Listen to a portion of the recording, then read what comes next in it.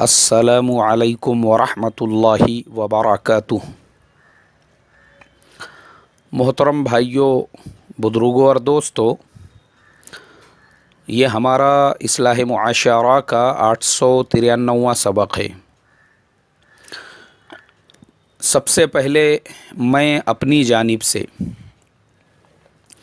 اپنے فاؤنڈیشن اصلاح معاشرہ فاؤنڈیشن کی جانب سے اور ہمارے فاؤنڈیشن کے جو ممبرز ہیں ان کی جانب سے، جو کارکنان ہیں ان کی جانب سے آپ تمام لوگوں کو بہت بہت بہت عید کی مبارکباد دیتا ہوں اور دعا کرتا ہوں اللہ تبارک و تعالی سے، اللہ تبارک و تعالی تمام کے، میرے بھی آپ کے بھی، ہم تمام کے اعمال کو، تمام کے روزوں کو، تراویحوں کو، قرآن پاک کی تلاوتوں کو، نفل اعمال کو، جو کچھ بھی ہم نے کیا ہے بے انتہا قبول فرمائیں۔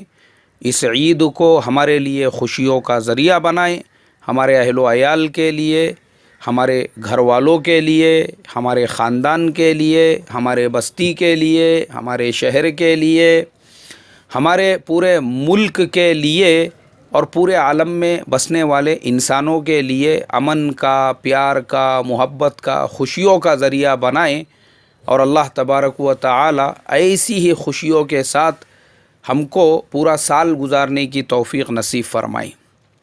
اسی طریقے سے میرے محترم دوستو، میں ان تمام لوگوں کا بھی شکریہ ادا کرنا چاہتا ہوں جنہوں نے اصلاح معاشرہ فاؤنڈیشن کا اور حضرت عثمان غنی رضی اللہ تعالیٰ عنہ پینشن یوجنا کا بھرپور تعاون کیا۔ میں دعا کرتا ہوں اے اللہ، تیرے وہ تمام بندے اور بندیاں جنہوں نے ہمارے فاؤنڈیشن کا تعاون کیا ہے، تو دونوں جہان میں ان کے جان کی، ان کے مال کی، ان کے عزت کی، ان کے آبرو کی حفاظت فرما، ہر شر سے، ہر فتنے سے، ہر بری نظر سے ہمارا تعاون کرنے والوں کی، ان کے اہل و عیال کی، ان کے کاروبار کی، ان کے کھیتی باڑی کی حفاظت فرما۔ میرے محترم بزرگوں، دوستو، عید کا موقع ہے، خوشی کا دن۔ اللہ کے نبی صلی اللہ علیہ وسلم کے زمانے میں عید کا جب دن ہوتا تھا، روایتوں میں ملتا ہے صحابہ اکرام رضوان اللہ تعالی علیہم اجمعین تلوار بازی کیا کرتے تھے، بہت سارے کرتب دکھایا کرتے تھے، اور اس کے علاوہ انصار مدینہ کی جو بچیاں ہیں وہ دف بجا کر اشعار پڑھا کرتی تھی۔ مطلب عید کو پورے دل سے سیلیبریٹ کیا جاتا تھا۔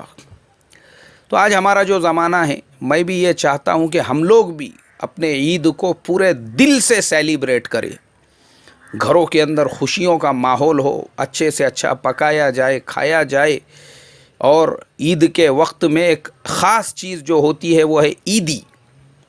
اب ہمارے جو چھوٹے چھوٹے بچے ہیں، بھانجے ہیں، بھتیجے ہیں، وہ ہم سے ایکسپیکٹیشن رکھتے ہیں، امید رکھتے ہیں کہ بھئی ماما سے عیدی لیں گے، کاکا سے عیدی لیں گے، تایا سے عیدی لیں گے، چچا سے عیدی لیں گے، بھائی سے عیدی لیں گے، جو بھی بڑے ہیں گھر کے ان سے عیدی لیں گے بول کر۔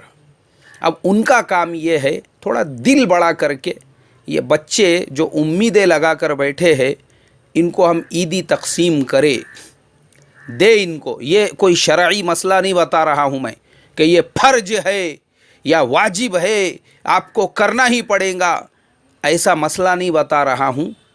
ایک میں اپنے ایکسپیکٹیشن جو آپ کو بتا رہا ہوں کہ بھائی ایک موقع ہے، ایک ٹائم ہے، بچے ہمارے سے امید لگا کے بیٹھتے ہیں، خوشی کا موقع۔ ہر مسئلے کے اندر یہ جو ہم لوگ گھسڑ دیتے ہیں نا، یہ حدیث سے ثابت ہے کیا؟ یہ سنت ہے کیا؟ یہ مستحب ہے کیا؟ اسی لیے ہمارے یہاں پر مصافحہ کرنے اور معانقہ کرنے کو لے کر جنگ چالو ہے، جنگ۔ یعنی ایک چھوٹا سا عمل ہے، اگر کسی نے کر لیا تو اس کے باپ کا نقصان کیا ہے؟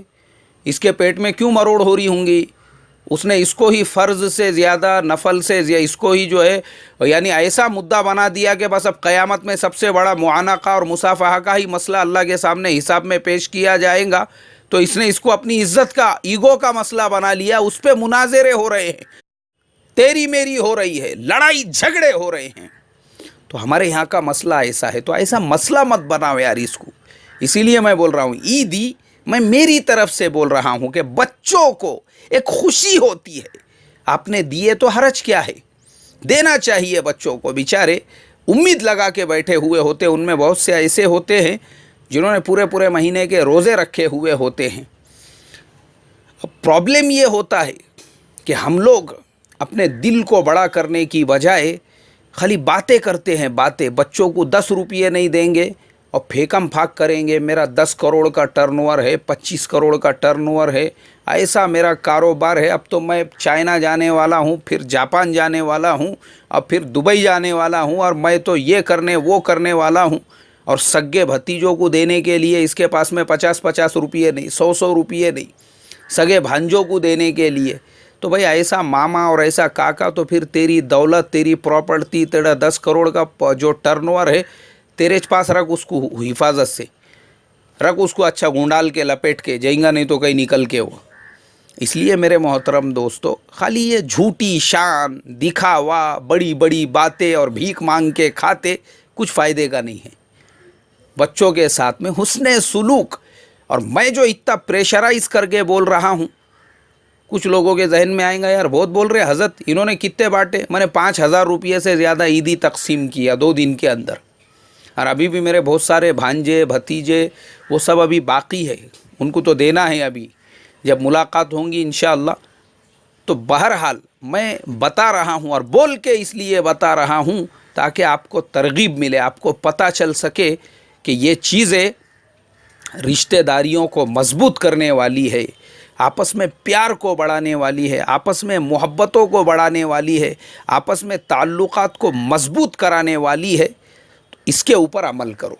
دوسری چیز، یہ بیچاری ہماری ماں بہنیں گھروں کے اندر، یہ مستورات گھروں کی، یہ گھروں کی عورتیں، رمضان کا پورا مہینہ ان بیچاریوں نے روزے بھی رکھے، پورے گھر والوں کی خدمت بھی کی، افطار میں بھی پکایا، سحر میں 3 بجے سے یہ اٹھ جایا کرتی تھی.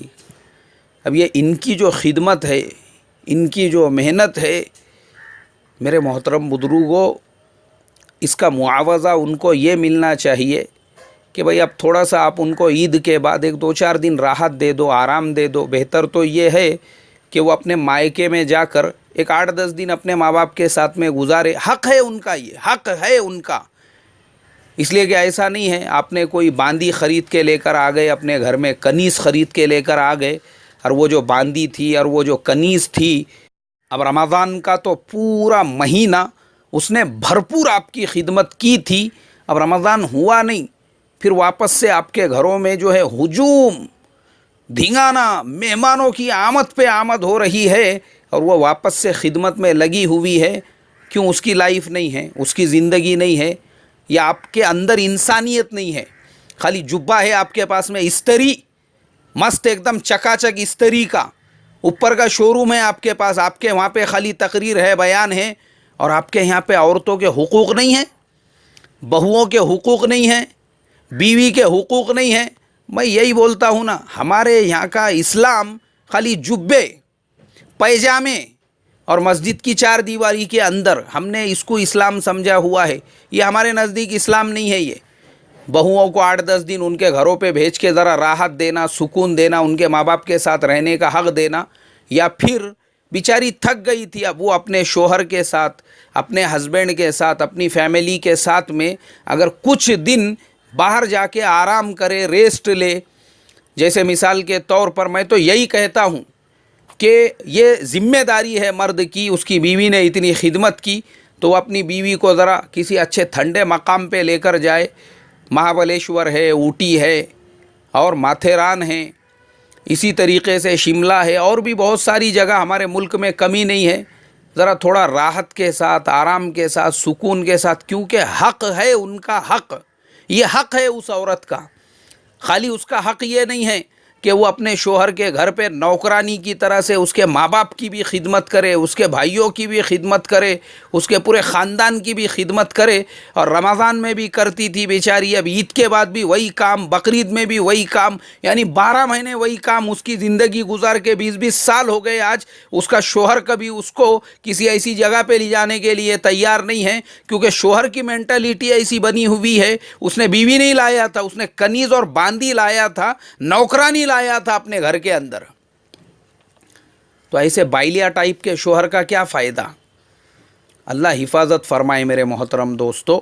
اس کے لیے میں کہوں گا عورتوں کے حقوق اس کو ہم مد نظر رکھیں. نبی اکرم صلی اللہ علیہ وسلم آخری وقت ہے، زبان سے کچھ الفاظ نکل رہے ہیں، کان لگا کر کسی نے سنا تو آپ فرما رہے تھے عورتوں کے بارے میں اللہ سے ڈرو، عورتوں کے بارے میں اللہ سے ڈرو، عورتوں کے بارے میں اللہ سے ڈرو. اس لیے میرے محترم دوستو عید کا موقع خوشیوں کے ساتھ گزارو، سیلیبریٹ کرو عید کو اچھے طریقے سے پوری خوشیوں کے ساتھ.